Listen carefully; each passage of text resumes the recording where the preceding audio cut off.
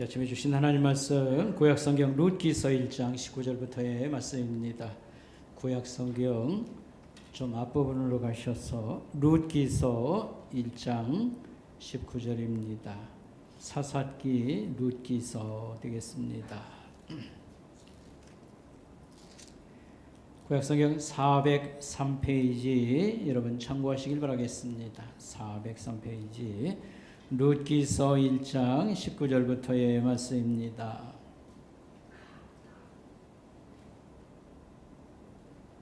이에 그 두 사람이 베들레헴까지 갔더라. 베들레헴에 이를 때에 온 성읍이 그들로 말미암아 떠들며 이르기를 이가 나오미냐 하는지라. 나오미가 그들에게 이르되 나를 나오미라 부르지 말고 나를 마라라 부르라. 이는 전능자가 나를 심히 괴롭게 하셨음이니라. 내가 풍족하게 나갔더니 여호와께서 내게 비어 돌아오게 하셨느니라. 여호와께서 나를 징벌하셨고 전능자가 나를 괴롭게 하셨거늘 너희가 어찌 나를 나오미라 부르느냐 하니라. 나오미가 모압 지방에서 그 며느리 모압 여인 룻과 함께 돌아왔는데 그들이 보리 추수 시작할 때에 베들레헴에 이르렀더라. 나오미의 남편 엘리멜렉의 친족으로 유력한 자가 있으니 그의 이름은 보아스더라. 모압 여인 룻이 나오미에게 이르되 원하건대 내가 밭으로 가서 내가 누구에게 은혜를 입으면 그를 따라서 이삭을 줍겠나이다 하니 나오미가 그에게 이르되 내 따라 갈지어다 하매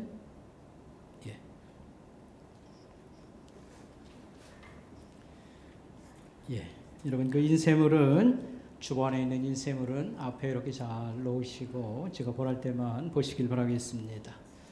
오늘 룻기서에 나오는 말씀 간단히 요약하면 이와 같습니다. 나오미와 룻은 길을 떠나서 베들레헴으로 향하였다라고 했습니다. 그들이 베들레헴에 도착했을 때에 온 마을이 떠들썩했고 특별히 여인들이 나와서 맞으면서 이 사람이 정말 나오미인가? 이렇게 물었다고 했습니다. 그러자 나오미가 사람들에게 말했습니다. 저를 나오미라고 부르지 마세요. 전능하신 하나님께서 저를 괴롭게 만드셨습니다. 그래서 이제 저를 마라라고 부르십시오. 제가 떠날 때에는 매우 풍족이 떠났으나 지금은 빈털터리가 돼서 돌아왔고 여호와께서 저를 괴롭게 하셨고 전능하신 하나님께서 제게 큰 고통을 안겨주셨습니다. 그래서 이제는 저를 나오미가 아니라 마라라고 불러주세요. 이렇게 말을 했습니다. 나오미와 그의 며느리인 모압 여자 룻은 이렇게 모압에서 돌아왔습니다. 그들이 베들레헴에 왔을 때 보리를 수확할 무렵이었습니다. 이렇게 말하고 있습니다. 특별히 이 나오미와 룻을 맞이하는 동네 사람들의 말을 우리가 한번 먼저 생각하면 좋겠습니다. 그들은 이렇게 말했습니다. 이 사람이 이가 나오미냐? 이렇게 물었습니다. 이 말은 나오미가 맞느냐? 10년 전에 풍족하게 떠났던 이민 갔다고 하던 이 나오미가 이 사람이 맞냐? 확인하는 질문이 아니고 이걸 수사적인 질문이라고 이렇게 말할 수 있습니다. 무슨 얘기냐면 이렇게 좀 흉한 그런 몰골을 하고 나타났기 때문에 흉보는 겁니다. 사람들이 뭐 이러고 저러고 나오미가 맞냐? 이렇게 흉보는 얘기라고 하는 그런 말이 되겠습니다. 자, 그런데 이런 얘기를 들었던 나오미는 즉시 이렇게 말을 합니다. 나를 나오미라 하지 말라. 나오미라는 말은 기쁨 또 달콤함 뭐 이런 뜻이 되겠습니다. 그래서 영어로 말하면 joy, happy 이런 말이 되겠습니다. 나는 기쁨도 아니고 달콤함도 없습니다. 나를 말하라고 하십시오. 말하라는 말은 쓰다는 말입니다. 입이 쓰다, 쓴 이런 이름으로 나를 불러주세요. 이렇게 말을 하였습니다. 내가 풍족함을 가지고 또 꿈을 가지고 또 고향을 떠나서 이민을 갔었는데 그런데 이렇게 어려움을 많이 당하고 고난 중에 돌아오게 되었습니다. 라고 말을 했습니다.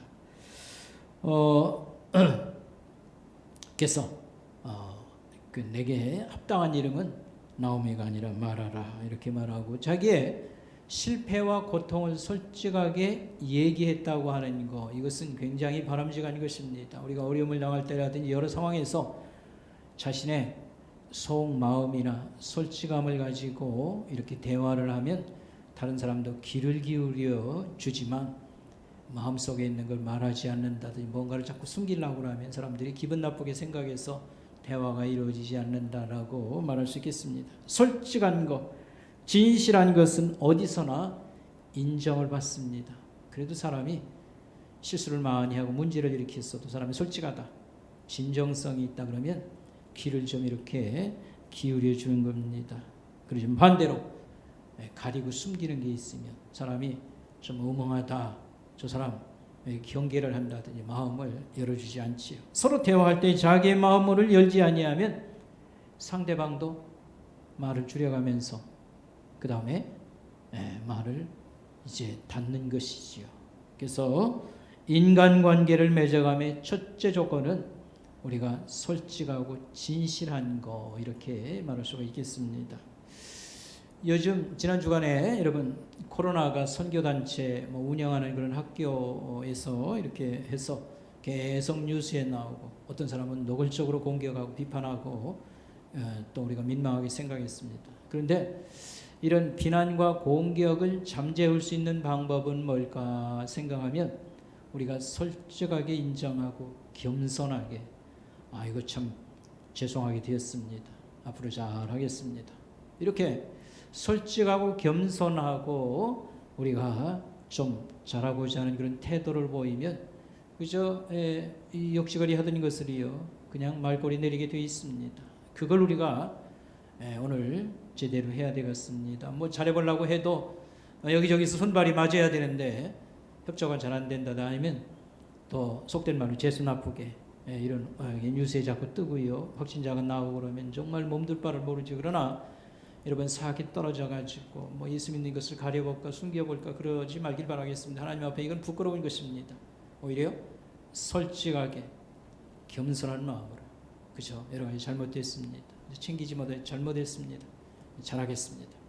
이게 필요하다고 말할 수 있겠습니다. 이 나오미는 자기를 말하라고 이렇게 부르라고 한 다음에 이렇게 말을 했습니다. 이는 전능자가 나를 괴롭게 하신 것입니다. 이렇게 말을 했습니다. 자기가 당한 고통과 실패를 그냥 술술술술 간략하게 얘기를 이렇게 쏟아내는 것을 우리가 볼 수 있습니다. 그래서 살아보려고 모압으로 이민을 떠났었고, 그죠? 뭐 좋은 계획을 세우고요 발버둥을 많이 쳤는데 알았습니다. 하나님이 허락해야 잘 될 수 있다고 하는 거. 하나님이 허락하지 않으면 아무리 계획을 세우고 많이 노력해도 문제가 생기고 결국은 망하게 된다는 것을 깨달아 알게 되었습니다. 그리고 또 이렇게 말했습니다. 고난을 통해서 하나님이 어떤 분인지를 나는 발견하게 되었습니다. 가족을 잃고 재물을 잃고 그 다음에 이렇게 거지가 되어서야 이제 깨달은 것은 하나님이 두렵도다, 이런 생각을 가지게 되었다고 말을 하고 있습니다. 사람이란 아무리 망해도 길거리에 나앉아도 자존심이라는 게 있어가지고 자기의 그 어려움이나 실패를 이렇게 잘 드러내지 않으려고 하는 그런 성향이 있어요. 뭐 누구 얘기할 게 없이 다 뭐 공통적인 줄 압니다. 그런데도 불구하고 나오미가 술술술 얘기를 제법 잘 이렇게 쏟아내고 있습니다. 여러분 이것은 무엇을 의미할까요? 나오미 속에 뭔가 일이 일어났다, 벌어졌다, 이런 걸 생각하게 하는 것입니다. 나오미는 계속 말을 하면서요 하나님이라는 단어를 4번이나 사용했습니다. 전능자가 나를 괴롭게 하셨습니다. 처음에 얘기하고 마지막에 얘기하고 그 다음에 여호와 하나님께서 나를 풍족하게 떠나게 했으나 이렇게 빈털터리로 돌아오게 하시고 나를 징벌하셨습니다. 그래서 여호와 전능자라는 말을 4번씩이나 얘기를 하고 있습니다. 한마디로 얘기하면 고난을 통해서 자존심이 다 깨어지고 자신은 아주 물처럼 이렇게 부드러워지고 그 다음에 낮은 자리에 처하게 되었습니다. 겸손하게 되었다고 하는 그런 말이 되겠습니다. 심령이 가난한 자라고 하는 말 여러분 들었지요? 마음이 가난하다라고 하는 게 바로 이런 것입니다. 철저히 깨어지고 낮아지고 겸손해지었다라고 하는 것입니다. 그냥 하나님 앞에 천부여의지없어서 이런 마음으로 찬송하며 지금 나오는 것이고요. 그 다음에 하나님 앞에 그랬다면 사람들 앞에도 이 낮아진 마음을 그대로 표현하는 것이 중요합니다. 여러분, 하나님 앞에는 내가 낮아졌지만 사람들 앞에는 뭐 이렇게 드러낼 게 뭐가 있냐 이런 식으로 하면 아직도 좀 덜 깨어진 것이라고 볼 수 있겠습니다. 그래서 철저히 다 내려놓고 철저히 낮아지고 겸손해지고 이제 이 바닥에서 하나님의 인도를 구합니다. 그런 것을 사람들 앞에 간증을 하는 겁니다. 술술 다 얘기합니다. 하나님 앞에 사람 앞에 진정으로 낮아진 처지가 된 것이 나오미라고 말할 수 있겠습니다. 나오미가 고난을 통해서 하나님께로 돌아온 것이다 이렇게 말할 수가 있습니다. 그가 베들레헴에 하나님이 긍휼을 베푸셔서 먹을 양식을 이렇게 주고 풍년을 주셨다라고 했을 때 그가 돌아오지 않습니까? 그러나 깊숙이 들여다보면 먹을 양식 때문에 고향을 베들레헴을 찾은 게 아니라고 봐야 될 것입니다. 그리고 오래 객지 생활하다 보니까 고향이 그리워서 돌아온 것이다. 그거라고도 볼 수 없겠습니다. 그는 깨달았습니다. 하나님의 약속의 땅을 떠나는 것이 문제로다. 하나님의 약속의 땅으로 회복하고 돌아가야 된다. 그래서 나오미가 지금 고향을 찾아온다고 봐야 되겠습니다. 여러분, 우리에게도 마찬가지가 되겠습니다. 하나님이 정해준 약속의 땅, 거기는 하나님의 약속이 있는 땅입니다. 내가 너와 함께하고 너와 네 자손들에게 내가 복을 줄 것이라, 영원한 나라와 생명을 준다고 하는 그런 약속이 있는 신앙의 울타리를 우리가 어려움을 당하고 여러 이런 고통 때문에 쉽게 벗어나고 멀리하는 것은 이것은 사는 길이 아니라 망하는 길입니다. 그러나 우리가 멀리 갔다가도요, 또는 고난을 당해서 빈털터리가 되어서 주님께로 고난 속에 하나님께로 돌아오는 것, 이것은 이제는 사는 길이고요. 이제부터 하나님이 일하시게 된다라고 하는 말씀을 기억하면 좋겠습니다. 역대하 16장 9절에 이렇게 말했습니다. 하나님의 눈은, 여호와의 눈은 온 땅을 두루 감찰하사 세상을 샅샅이 살피십니다. 어떤 사람을 찾으시는가요? 하나님을 향하여 이 전심으로 하나님을 향하는 사람들에게 능력을 베푸시도다 이렇게 말했습니다. 이게 무슨 말입니까? 하나님을 향하여 갈망하고 의지하는 그런 사람들에게 하나님이 힘을 실어주시도다. 하나님이 그들을 강하게 해주신다 이렇게 말을 했습니다. 그래서 우리가 하여튼 뭘 잃어버렸든지 병들었든지 여러 어려움을 당하였을 때에 우리가 정말 소망을 둘 것은 하나님밖에 없습니다. 그래서 겸손한 그런 자리에서 하나님을 구하고 앙망할 때 하나님께서 우리를 또 위로하시고 강하게 하시고 우리를 회복시키는 일을 만들어 주신다. 이것을 기억할 필요가 있겠습니다. 탕자가 귀향을 결심하고 돌아왔을 때에 아버지 재산 갖다 다 말아먹고 그냥 말아먹기는 했나요? 허랑방탕하고 못된 짓 다 하고요. 그래서 거지꼴로 돌아왔을 때에 그 아버지는 열렬히 환영했습니다. 엄청난 잔치를 열어줬습니다. 인간 세상엔 이런 아버지가 없습니다. 그러나 하나님 아버지는 죽은 목숨 살아온다는 그런 심정으로 우리를 환영해 주신다고 약속을 했고요. 심령이 가난한 자는 천국이 저희 것이다. 심령이 가난한 자, 마음의 진정한 그런 겸손을 가지고 하나님께로 돌아오는 자를 천국을 주신다. 이렇게 약속을 했습니다. 하나님께서는 나오미에게 어떻게 헤세드의 은혜를 주셨는가, 의무 이상으로 넘치도록 그에게 대접을 했는가, 이렇게 돌아오는 나오미에게 의무 이상으로 하나님은 나오미에게 의무를 뭐 해야 될 게 없어요. 우리에게도 의무를 뭐 하나님이 해야 될 게 없습니다. 그럼에도 불구하고 하나님은 우리에게 헤세드의 은혜, 의무 이상 넘치도록 이렇게 돌봄 그 은혜를 주시는 것을 우리가 이 룻기서 이 얘기를 쭉 묵상하면서 하나님 어떻게 그를 높여주시고 그를 도와주셨는가 이걸 우리가 주목하고 깨달으면 좋겠습니다. 여러분 우리가 지금 고난을 통과하고 있습니다. 온 나라적으로. 그러나 사람마다 차이가 있습니다. 특별히 우리 성도들 중에는 고난에 심한 그런 한복판에 있는 분들이 적지 않게 있습니다. 이럴 때 우리는 어떻게 해야 되겠습니까? 기도의 자리에 나와서 그냥 뭐 할 얘기가 뭐가 그렇게 많이 있겠습니까? 그냥 하나님을 향해서 눈물 짓고 우는 사람들이 많았으면 좋겠습니다. 예, 하나님, 제가 하나님이 필요한 사람입니다. 지금 하나님이 필요합니다. 하나님을 의지합니다. 하나님을 구합니다. 그래서 눈물 짓고 우는 사람들이 많을 때 하나님께서 우리의 진정성과 정말 겸손해지고 낮아지고 하나님을 의지한다면 그에게 긍휼의 손을 펴주실 것입니다. 하나님은 조용히 작은 것부터 일을 하실 것이라 이렇게 생각을 합니다. 그래서 우리 남자들은 잘 아쉬운 소리 안 하고 어쨌든지 간에 기도 생활에 또 힘을 안 쓰는 게 사실입니다. 그죠? 죽을 때나 되어서야 하나님 찾을까요? 우리 남자들 그런 거 있잖아요. 자존심 강하고. 근데 정말 현명한 사람들은 여러분 이렇게 절기 하나님 앞에 기도하는 그런 자리에 나오는 것이 중요하다고 생각합니다. 눈물 짓고 하나님을 의지하는 것. 남자 성도들. 그 다음에 우리 청년들. 취직이 점점 힘들어지고 여러 할 때에 그냥 초조해가지고요. 뭘 써야 되나 뭘 어떻게 해야 되나 방황하는 우리 젊은 청년들. 하나님을 구하시길 바랍니다. 아멘. 그냥 다른 때 못 해도 되잖아요. 금요일 날 저녁 시간이면 일주일 다 이제 끝나는 시간 또 되는 거 아닙니까? 저녁 시간 텔레비전 보고 컴퓨터 하고 그러지 말고 기도 시간 와서 1시간. 그죠? 나는 하나님이 필요합니다. 하나님이 도와주셔야 되겠습니다. 그죠? 눈물을 보이면서 많이 우는 그런 시간을 가질 때 하나님께서 우리 자녀들이나 누구든지 하나님을 만나고 하나님의 인도를 받게 될 것입니다. 아멘.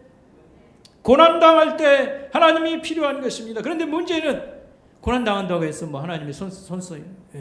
근데 이제 여러분 이런 거 있잖아요. 코너에 모이면 악에 바친다고요. 막 사람도 아무나 대들고 있지 않습니까? 이렇게 반응할 수도 있지 않습니까? 하나님께서는 정말 낮아지고요. 나 하나님 필요합니다. 그래서 은총을 구하는 그런 자들을 살피시고 반드시 찾아주시고 강하게 하시고 일으켜 주시고 도와주시고 그래서 우리가 환난 당할 때에는 고난의 이런 한복판에서 우리 하나님 앞에 나와서 그저 눈물을 많이 쏟는 거 이게 진정한 답이라고 생각합니다. 우리 설목교회가 특별히 올해 어떻게 회복의 은혜를 이게 생계가 되었든 뭐가 됐든지 여러분 어떻게 이게 답을 얻어야 되겠습니까?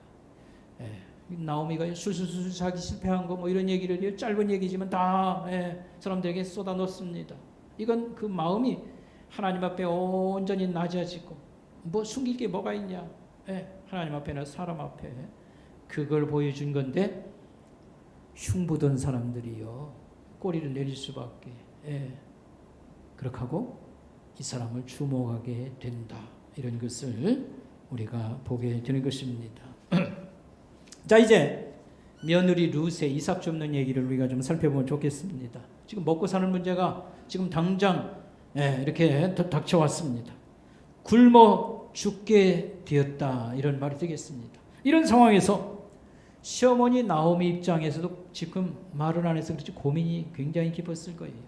고향이라고 지금 이렇게 찾아오긴 했는데 당장이 먹을 게 떨어졌으니 어떻게 하면 좋은가? 친정에 가서 손을 내밀어야 되나? 남편 일가 친척들이 여기 있는데 가서 도와달라고 손을 내밀어야 되나? 고민 많이 했을 것이고 이삭 줍기라도 나가서 해야 되는가? 지금 보리배는 때니까. 그렇지만 자기가 참 잘 살고 풍족하게 떠났기 때문에 한 번도 안 해본 일을 한다는 게 쉽지 않았을 겁니다. 고민에 빠져 있는 그런 상황. 또 며느리 룻의 입장에서도 고민이 많았을 거예요. 아마 후회하고 한탄, 신세 한탄하는 그런 반응을 볼 수도 있겠지요. 그냥 못 모르고 그냥 시어머니 공양한다고 뭐 쫓아오고 뭐 하나님 믿는다고 하긴 했는데 이렇게 당장 피부에 닿는 이런 고통들, 굶어 죽게 생긴 이런 상황들, 이거 참 내가 현실을 너무 몰랐다. 이삭 죽기라고도 나가야 되는가? 그런데 이삭 죽기 이 추수 끝나면은 우리 뭐 먹고 이wen 살아야 되지? 별별 생각이 다 들었을 겁니다. 뿐만 아니라 원망의 마음이 생겼을 거예요. 이 낯선 땅에 와서 말도 지금 서툴고 그 다음에 아는 사람도 없는데 낯선 데 가서 뭐 이삭 죽기라고 그거 뭐 쉬운 일이 아니지 않습니까? 낯선 사람 받아주지 않는 그런 텃세 있지 않습니까? 이런 거 생각하면 끔찍해요. 시어머니가 이게 고향이고 일가 친척들이 있고 그러니까 시어머니가 길을 터줘야 뭐 이삭이라도 죽고 뭐 그러지 않겠냐. 시어머니에게 미룰 수도 있습니다. 뿐만 아니라 나오미는 처녀 때, 아니 나오미가 아니라 룻은 처녀 때 고생을 많이 했을까 아니면 고생 안 했을까 한번 우리가 추정을 해봅니다. 고생을 아주 직살나게 했다고 그러면 감히 시어머니 따라와서 뭐 아무것도 없는 애 맨털털이 망한 집 죽은 남편의 아내 뭡니까 어머니를 공양한다고 나서지 않았을 거예요. 그래도 처녀 때 고생 않고 곱게 자란 사람 아닐까 싶습니다. 이런 처지에서 내가 이삭 죽기를 한다는 것은 이게 쉬운 것은 아니라고 생각을 합니다. 어쨌든 두 사람이 다 그냥 뭐 없으면 이삭이라도 줘야지 그렇게 쉽게 나갈 그런 반응을 보이기가 좀 어렵겠다 이런 생각을 하게 되는 것입니다. 그런데 여기 성경을 읽어보니까 이 최악의 상황에서 룻이 시어머니에게 공손하게 이삭 죽기를 허락해 주십시오 이렇게 예절을 갖추어서 말을 했다고 하는 것, 이거 참 대단한 겁니다. 오늘 우리 성경에는 이게 분명히 드러나지 않습니다. 쉬운 성경은 이걸 아주 정확하게 표현을 했어요. 밭에 나가게 해 주세요. 혹시 친절한 사람을 만나게 되면 그 사람의 밭에 떨어진 이삭을 주워오겠습니다. 아주 정확하게 예절을 갖추어서 시어머니의 허락을 요구하는 것입니다. 밭에 나가게 해 주세요. 혹시 친절한 사람을 만나면 그 밭에서 떨어진 곡식을 주워오겠습니다 라고 말을 했습니다. 여러분 그저 상황이 막 이렇게 안 좋고 그러면 있지 않습니까? 사람이 이렇게 예절이고 뭐가 없습니다. 예. 내가 뭐 이 마당에 어머니 이삭이라도 내가 주워와야 되지 않겠어요? 갔다 오겠습니다. 그냥 통고식으로 뭐 이러고도 나갈 수도 있잖아요. 그런데 예절을 갖추어서 이삭 죽고 오도록 허락해 주세요. 저가 이렇게 상황이 흔들리고 낮은 자리에 있었으나 품위를 지키고 인간의 아름다움을 이렇게 계속 이렇게 추구했다는 것은 아름다운 모습이고 또 우리 신자에게서 볼 수 있어야 되는 그런 바람직한 것이라고 생각을 합니다.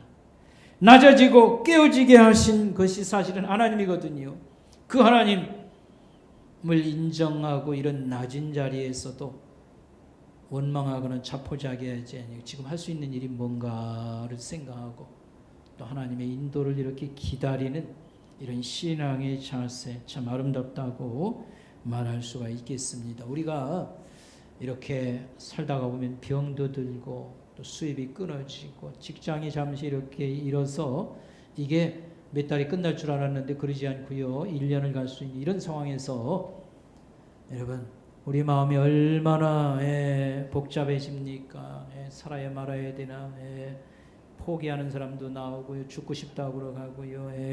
답이 없으니까 우리 미래가 없으니까 더 사람 뭐 해야 되냐 그러고 그냥 교회는 습관적으로 나옵니다. 그러지만 마음속에서는 다 허물어졌습니다.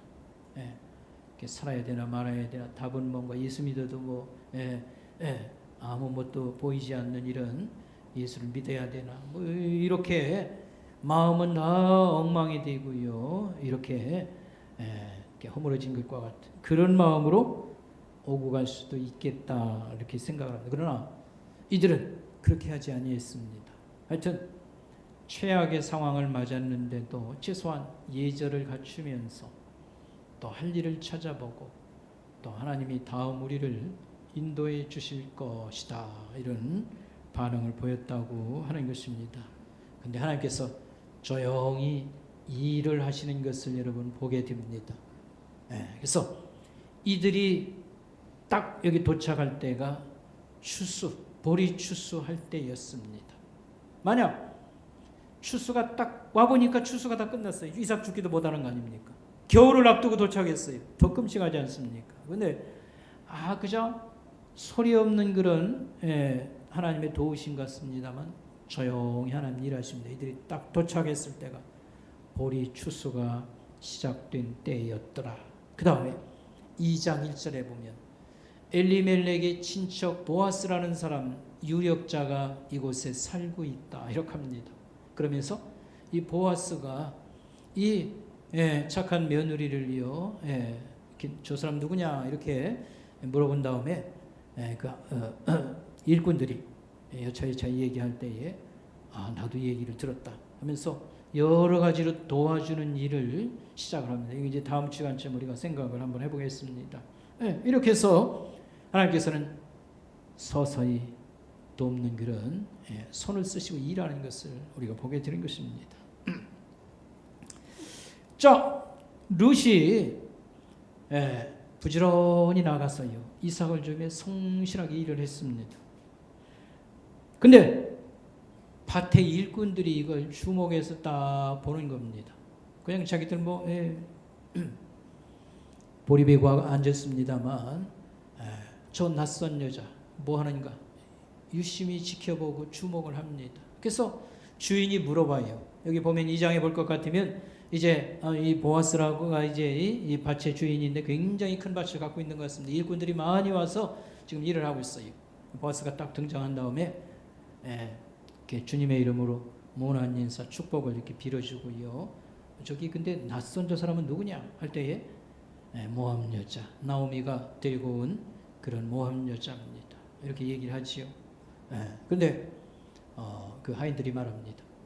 아침부터 와서 이렇게 잠시 움막에서 쉬고 지금 계속 일을 하고 있습니다. 그래 나도 얘기를 들었는데 그렇게 착한 사람이 또 있다고 이러면서 그를 잘 보호해줘라, 또 물도 먹게 해주고요, 여러 가지 도와주고 이삭 죽게 할 때 좀 주워갈 게 있도록 좀 이렇게 해줘라, 이런 부탁까지 하는 것을 볼 수가 있습니다. 여러분 이삭 줍는 거 한번 해봤어요? 시골에서 자란 사람들은 그렇죠? 근데 이삭 줍는 거 여러분 어떻습니까? 이삭 줍는 거 이렇게 줄 게 이렇게 많은가요? 여기 상황을 볼 것 같으면 남자와 여자들이 밭에서 지금 추수의 일을 하고 있습니다. 그러니까 남자들이 낫으로 이것을 베면 여자들이 단을 묶어서 놓았던 것으로 보여집니다. 별로 떨어진 게 많지 않지 않는가 이렇게 생각이 됩니다. 오죽하면 주인이 그래요. 좀 주술 것이 있도록 좀 이렇게 남겨주라는 이런 표현을 이렇게 쓰지 않습니까? 그 이삭 죽기 하루 종일 하면 허리가 보통 많이 아프지 않는가 이렇게 생각을 합니다. 저는 모내기는 안 해봤는데 군대에서요 쌀밥에다 막걸리 준다니까 자원해가지고들 저기 이제 최전방에 있을 때 이렇게 모심으러 갔는데 그냥 고참들이 자원해서 가더니 그 다음 날은 다 안 간다고 다 빠졌어요. 하루 종일 무슨 일을 많이 하나 요즘 그냥 허리가 아프도록 그렇게 이제 일하고 와가지고는 아주 그냥 이삭 죽기가 이게 쉬운 노동이 아니지 않는가. 여기 뒤에 보면 얼마나 이삭을 주었을까 할 때에 한 에바를 주었다 이제 그랬습니다. 한 에바는 22리터 정도 된다고 했습니다. 여러분 우리 이제 페트병이라고 해서 물 이렇게 담고 그 다음에 콜라병 이거 큰 거 있잖아요. 그게 한 1.8리터라고 그러니까 그런 걸로 한 12개 정도 그거 이제 방아를 또 찌면은 그러니까 그거 다 쏟으면 시골에 제가 산다 오면 한번 테스트를 할 건데 그 뒷박도 없고 말도 없어서 못했습니다만 제 생각에는 한 그죠 한 말 정도 되지 않을까. 그거 방아 이렇게 찌면은 한 절반으로 줄어들지 아니할까 생각합니다. 근데 생각보다 많다고도 볼 수 있고요. 부지런히 일했다. 주변 사람도 많이 도와줬구나 이런 생각을 어쨌든 하게 되는 것입니다. 자, 오늘 이제 얘기의 가장 중요한 이제 마지막 부분 되겠습니다. 여러분 인쇄물 그 뒷장 넘기셔서 끝 부분을 보시길 바랍니다. 룻기와 욥기를 우리가 한번 생각하자라고 하는 그런 말이 되겠습니다. 룻기와 욥기서. 예. 여러분, 룻기의 주인공 룻과 나오미가 당한 처지, 예. 가족이 죽고요, 그 다음에 재산 다 망가지고요, 그거하고 욥기서에 나오는 주인공 욥이 당한 처지는 매우 흡사합니다. 자식들 다 죽고요, 그 다음에 재산 다 날아가고요. 근데 좀 심한 것은 욥은 병까지 들지요. 그리고 너무 큰 부자가 이렇게 쓰러지니까 너무 참담한 모습도 있습니다. 어쨌든 욥은 그냥 이 괴로움을 어떻게 소화를 제대로 못 시켜가지고 친구들이 찾아오니까 계속 대화하고 질문하고 하나님 앞에 불평을 막 토로하고요, 막 신앙을 그만 떠나기 직전까지 뭐 이렇게 되는 방황하는 것을 볼 수 있습니다. 근데 이 나오미와 룻은 그렇게 하지 않습니다. 이게 뭐 더 신앙이 좋다고 말할 수 있을까? 뭐 그렇게 말하기 좀 그러고요. 어쨌든 여기 룻기서는 특징이 있는데 그게 뭐냐면 그냥 일반 서민들이 환난을 당해서 조용히 울고 그런 가운데서도 살 길을 하나님 앞에서 구하고 이런 그저 일상 삶을 통하여서 신앙이 얼마나 가치가 있고 귀한가 이런 걸 생각하게 하는 것입니다. 여기에는 하나님이 나타나서 구원의 손을 펴거나 기적 얘기가 없고 뭐 구원 사건 뭐 이런 것도 없습니다. 그냥 힘없는 서민들의 그런 어려움과 그러나 절망에 빠진 그런 상황에서도 조용히 하나님을 구하고, 근데 하나님도 조용히 일하시는 그런 것을 볼 수 있습니다. 그래서 오늘 말씀의 제목이 뭔가 하면, 여러분 말씀의 제목이 뭡니까? 일상생활의 충실함으로 하나님의 일에 우리가 참여할 수 있습니다. 그런데 이 말을 오해해서는 안 되겠습니다. 일상생활의 충실함으로 직장생활 충실히 하고 가정생활 충실히 하고 주일날 예배나 드리고 그러면 하나님이 뭐 일하신다, 그런 얘기는 아니고, 이 제목의 내용은 뭐냐면 일상생활과 일상생활 속에서 신자들이 하나님 말씀을 따라서 조용히 사는 것, 실패를 당하고 어려움을 당해도 흔들림 없이 신앙의 길을 계속 가며 하나님 말씀을 따르는 것, 하나님이 이걸 귀하게 또 여겨 줄 수 있고 그 사람들 속에서 그 배후에서 일하시도다, 이것입니다. 우리가 고난을 당하고 슬픔을 당하고 깨질 것 다 깨지고 다 망가질 것 망가뜨린 그런 상황에서라도 일상 먹고 자고 일하는 이런 것들을 포기하지 아니하고 그 다음에 하나님 말씀을 계속 따라 살아가는 것, 이게 하나님 앞에 신자의 아름다운 모양이도다라고 하는 그런 말씀이 되겠습니다. 여러분, 룻의 신앙 고백, 우리 지난 시간에 생각한 겁니다. 1장 16절에서 17절 말씀입니다. 룻의 신앙 고백 읽어보면 정말 아름다운 것입니다.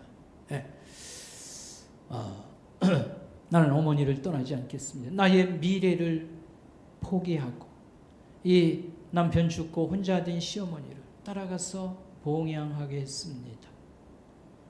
어머니의 하나님, 나의 하나님, 그분을 나는 끝까지 섬기겠습니다. 내가 어머니를 포기한다고 하면 하나님이 벌 위에 벌을, 엄청난 벌을 주어도 마땅합니다.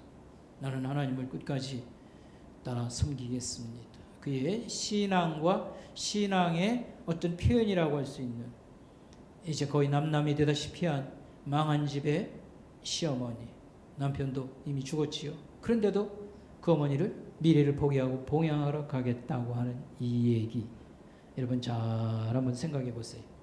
오늘 이 말씀을 잘 우리가 묵상을 할 필요가 있습니다. 나라면 어떻게 했을까? 내 자식이 이런 일을 당하면 나는 뭐라고 충고할 것인가? 거기다가 반드시 기억할 것은 사람은 항상 똑같다는 사실. 옛날 얘기 같지만 옛날 사람이나 지금 사람이나 한국 사람이나 미국 사람이나 뭐 아프리카 사람이나 사람은 똑같은 것입니다. 그래서 이 질문을 여러분, 이 룻과 같은 상황을 맞았을 때에 나는 어떻게 반응을 했을 것인가. 미래를 포기하고 미쳤지. 미래를 포기하고 그러면 현명하게 자기 장래도 생각해야 될 거 아니야. 재혼을 해서 새 출발하고 사람이라는 게 그렇게 해서 새로운 역사를 이루어야 되지. 고래짝도 아니고 무슨 죽은 남편의 시어머니 또 집안은 다 홀딱 망해가지고 거지가 됐는데 쫓아가서 섬기고 그 다음에 하나님이 복을 주었다고 그 하나님을 섬기겠다고. 그러나 이 룻은 그러지 않았다고 하는 거예요. 굉장한 겁니다. 여기 읽어보면요, 많은 사람, 그 주변 사람들이 여기서 은혜를 받는 거예요.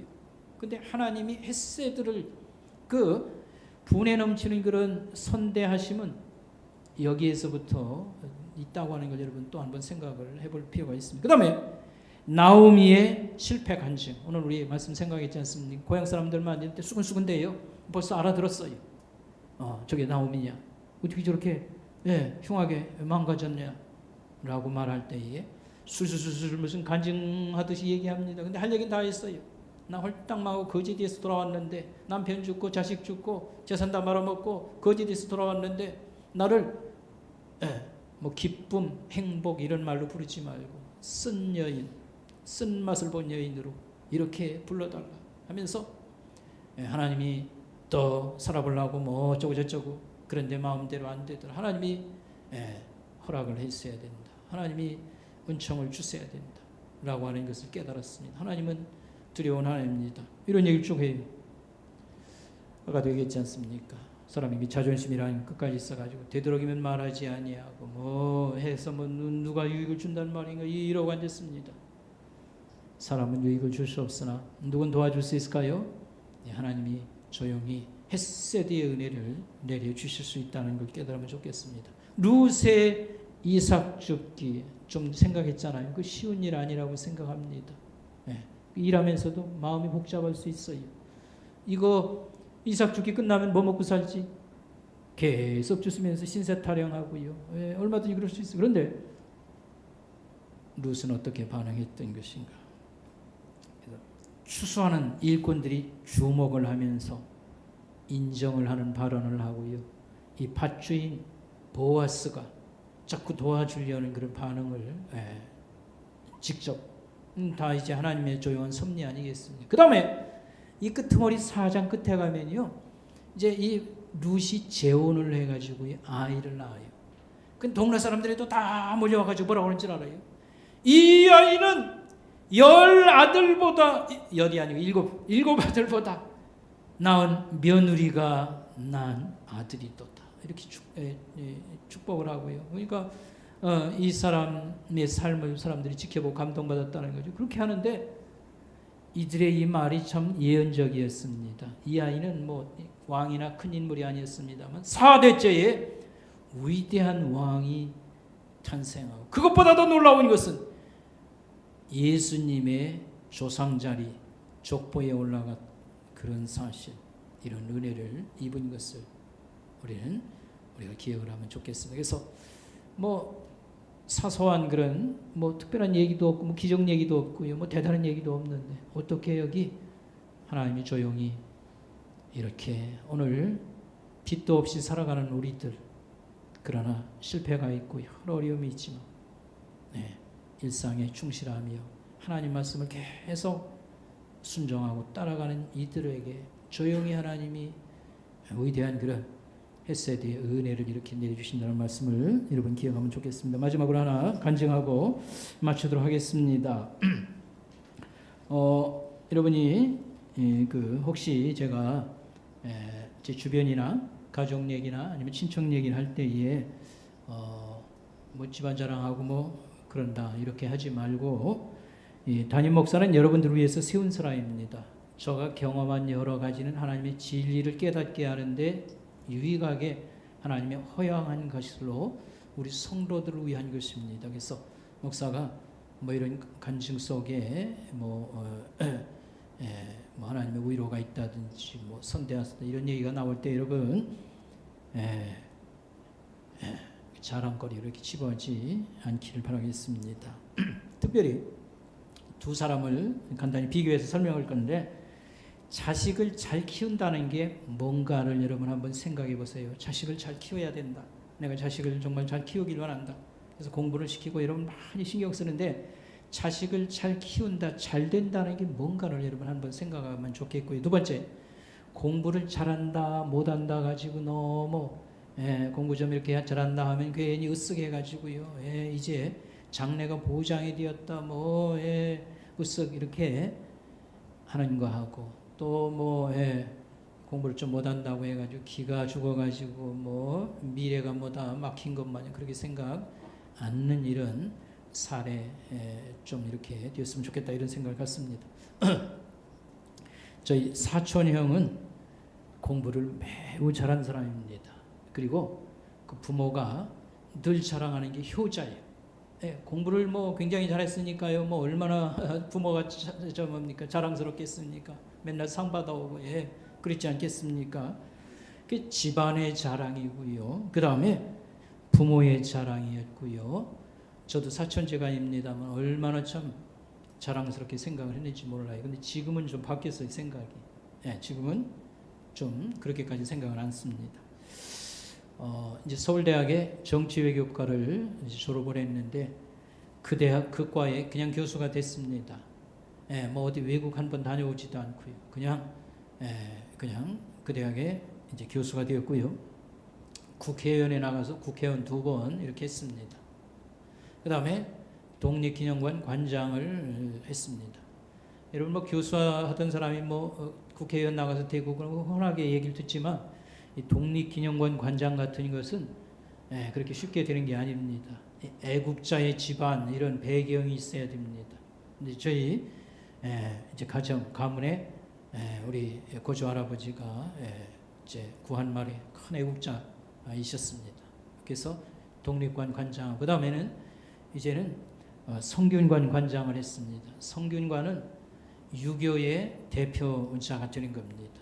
이것은 역시 이 한학이라든지 이런 학문적 배경 내지는 유교에 뭔가 공이 있어야 되는 겁니다. 하여튼 종교 방면에도 이런 지도자급이 되었습니다. 외모가 잘생긴 편입니다. 말을 아주 굉장히 잘합니다. 누구든지 만나서 대화하면 그냥 있지 않습니까? 소원을 안 이루어지는 사람이 없어요. 근데 하나도 실천을 안 해서 그렇지 말을 달변으로 잘합니다. 그리고요, 예수는 안 믿습니다. 예수 믿으라고 하면 우리 할아버지 믿는 게 훨씬 낫다. 그 백으로 내가 또 여러 가지 혜택을 받았다는 그런 얘기가 되겠지. 그 다음에 근데 저희 어머니가 저희 이제 큰 어머니가요 얼마나 이 아들이 자랑스러웠겠어요. 근데 나중에 고백하는 것은 이것이었습니다. 세월이 많이 지난 다음에 고백하는 것은 이것이었습니다. 나는 아들을 낳아서 나라에 바치고 또 하나들은 어떤 여자만 좋은 일 시켰다. 늘 이런 얘기를 하셨어요. 여기서 나라에 바쳤다는 것은 그 밑에 이제 동생 우리 사촌이 육군사관학교를 나와서 이제 장교가 되어서요. 이제 대령으로 제대했습니다만 그걸 얘기하고요.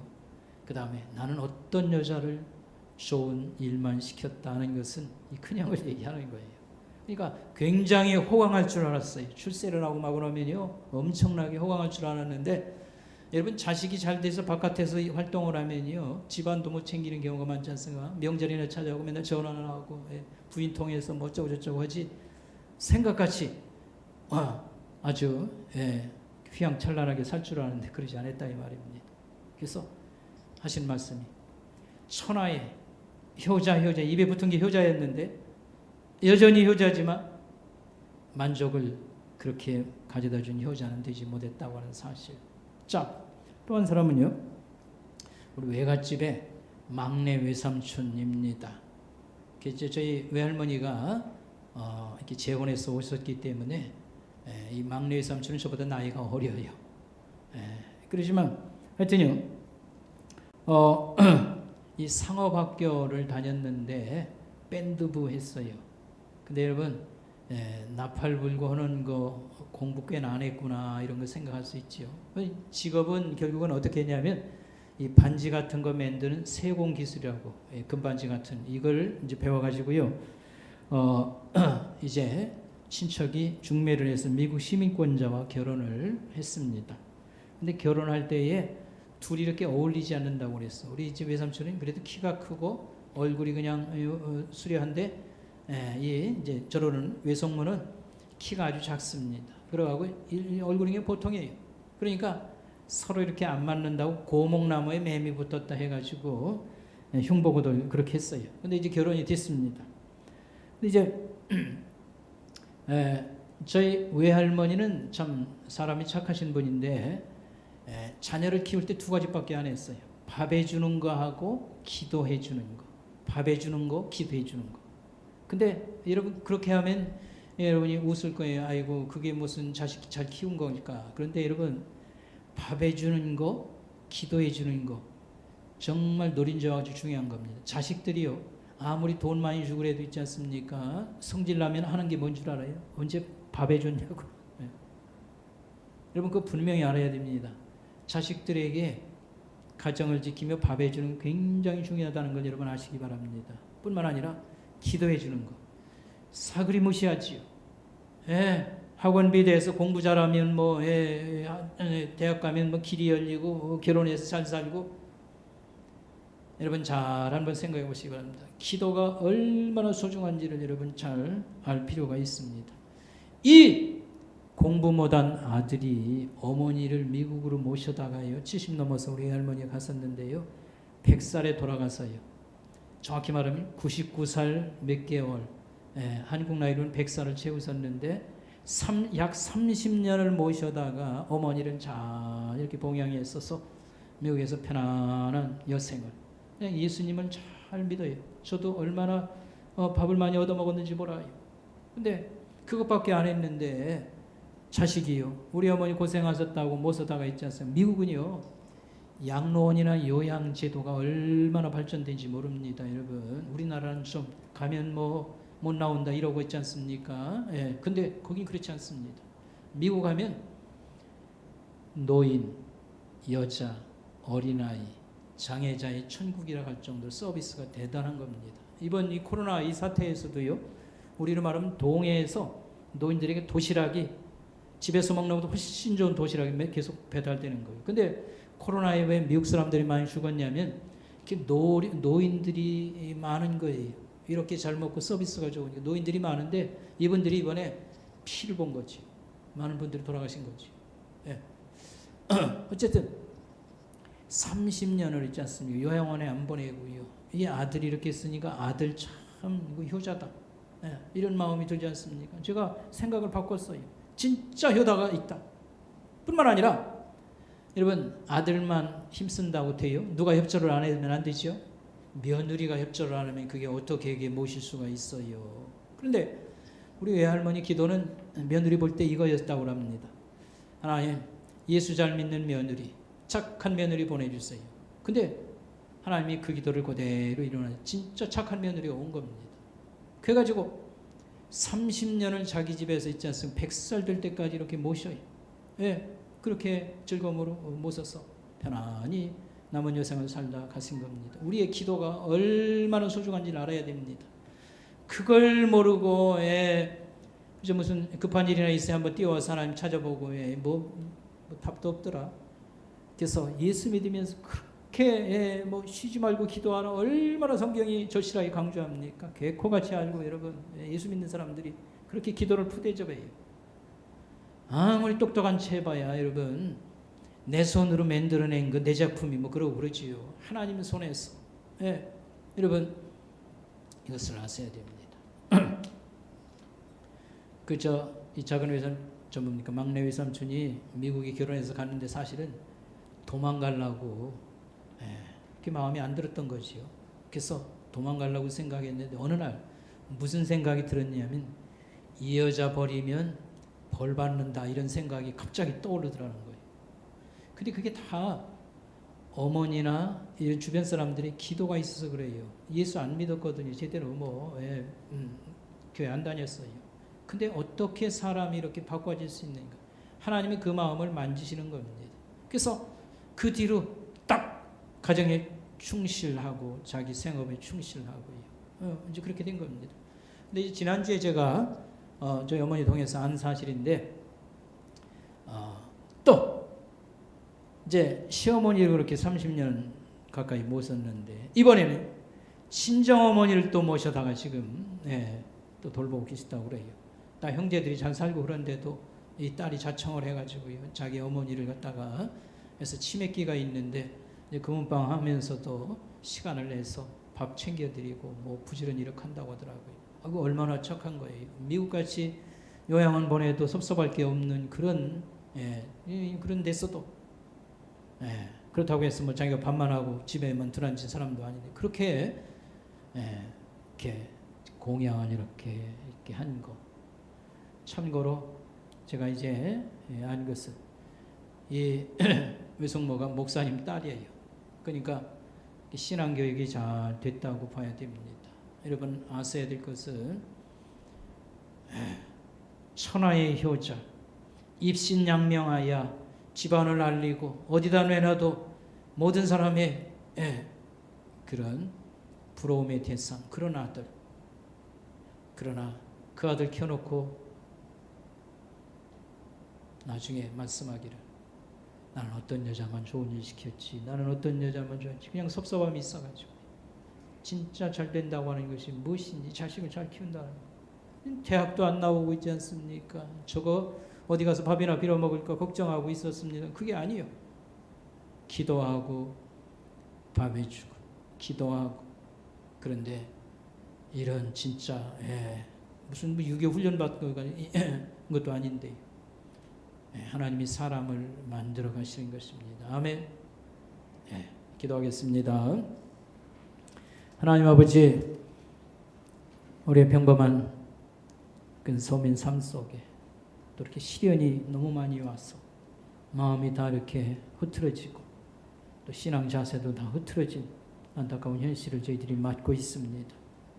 그러나 일상생활 속에서 신앙을 지키고 하나님 말씀을 따라 사는 것이 우리 하나님이 기뻐하시는 모습이라고 하는 걸 오늘 또 깨닫게 되었습니다. 하나님, 우리가 우리의 현실이 얼마나 하나님 앞에 귀한 그런 존재로 우리가 참 이렇게 경건한 하나님 백성으로 세워졌는 것을 알게 하옵시고 하나님 앞에 진실하게 하옵시고 믿음의 길을 가며 가까운 사람 정말 선대하고 하나님 진실하게 이렇게 대접하며 살 수 있도록 도와주시기를 원합니다. 감사를 드리옵고 예수님의 이름으로 간절히 기도 올렸나이다.